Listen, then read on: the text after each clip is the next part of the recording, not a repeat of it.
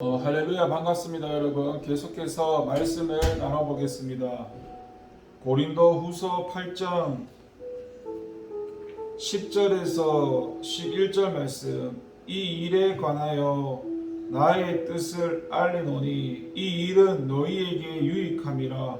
너희가 1년 전에 행하기를 먼저 시작할 뿐 아니라 원하기도 하였은즉 이제는 하던 일을 성취할지니 마음에 원하던 것과 같이 완성하되 있는 대로 하라. 아멘. 여러분, 먼저 된 자로서 나중되지 않도록 주의해야 합니다. 10절에 보면 너희가 1년 전에 행하기를 먼저 시작할 뿐 아니라 원하기도 하였은즉 이라고 했습니다. 예루살렘 교회 성도들을 위한 구제에 고린도 교인들이 일찍부터 헌신했음을 알게 해줍니다. 이 일로 인해서 그들의 헌신은 소문이 났습니다. 1년 전에 이 헌신은 바울을 감동케 했습니다. 때문에 바울이 방문했던 많은 지역, 많은 교회, 많은 성도들에게 고린도 교회 헌신의 소식이 전해졌습니다. 그 소식을 들은 사람들에게 고린도 교회 성도들은 신앙의 귀감이고 모범이 되었습니다. 그리고 고린도 교회 성도들을 쫓아 다른 지역 성도들도 그 일에 동참하기로 작정을 했습니다.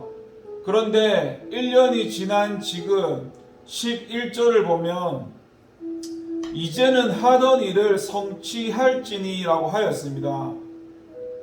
이게 어찌된 일일까요? 그토록 신앙의 기감이 되었던 고린도 교인들이 아직 이 일을 성취하지 못하고 있었던 것입니다. 만약 다른 교회들도 이루지 못했다면 문제될 것이 없습니다.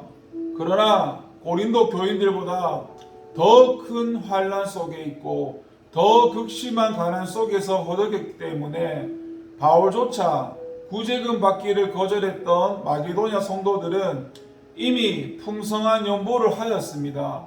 상황이 완전히 역전된 것입니다. 고린도 교회 성도들을 믿음의 본으로 여겼던 그들이 이젠 역으로 고린도 교회 성도들에게 귀감이 되고 모범이 되었던 겁니다. 옛말에 소문난 잔치에 먹을 음식이 없다더니 라는 말이 있는데 소문이 무성했던 고린도 교회 성도들에게는 정작 아무런 열매가 없었던 겁니다. 주님의 표현을 따르자면은 먼저 된 자가 나중되고 나중된 자로서 먼저 된 것입니다. 결코 웃을 수 없는 일입니다. 신앙에 도전을 주던 사람이 도전받던 자들의 신앙도 못 따라갑니다. 선생이던 자가 제자들에게 배워야 합니다. 물론 정보화 시대다, 세계화 시대다 하면서 순식간에 변하는 이 현대에서는 아무리 연륜이 있다 하더라도 젊은이들을 당할 수는 없습니다. 때문에 세상적인 측면에서 보면 먼저 된 자가 나중 될 수 있고 또 그렇게 되어야 합니다. 하지만 신앙 세계에서는 이렇게 되어서는 안 됩니다. 신앙 세계에서는 먼저 된 자가 나중되지 않도록 최선을 다하며 노력해야 합니다. 신앙의 쟁탈전에서 챔피언 벨트를 거머쥐라는 말이 아닙니다. 경쟁하라는 뜻이 아닙니다. 신앙에 열심을 내라는 것입니다.